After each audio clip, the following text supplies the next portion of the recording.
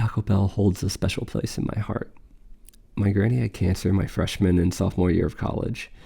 I was lucky my school was in the same city as my grandparents, so I could visit often and be part of family gatherings that became increasingly frequent as things looked worse and worse.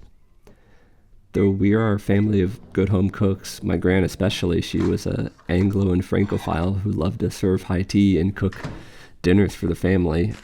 Under the stress of cancer, nobody had much heart for cooking, and certainly not Granny.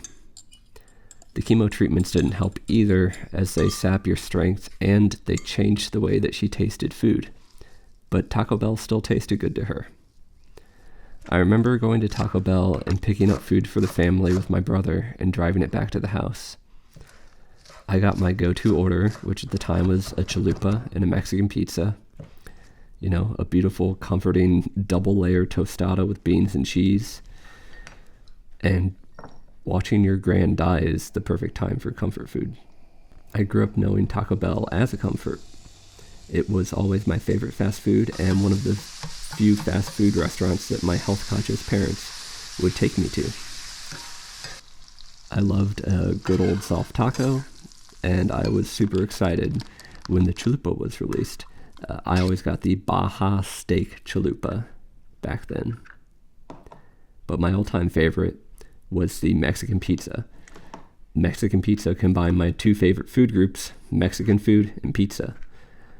But last year, Taco Bell canceled the Mexican pizza, so I canceled Taco Bell from my life. But it's not too hard to make a Mexican pizza at home, and you can have more fun with it. I usually make mine vegetarian, but throwing in some spicy taco seasoned meat of your choice makes it feel a little extra indulgent and satisfying. I can mix up the cheeses. I like to go highbrow and lowbrow at the same time. I use cotija for savory saltiness and a cheap Mexican blend for the meltiness. I overload mine with green onion because onion is one of my favorite flavors, and I go super heavy on the cilantro. If you don't want to make homemade pico de gallo, you don't have to. Just buy some at the store or use any old jarred salsa. And then a nice spoonful of sour cream. I know it isn't exactly the same as Taco Bell, but that's not the point. I'm just reaching out to that memory from my childhood and triggering the sensations of being there with my family and my granny. The emotional impact is still the same, and it does taste really good.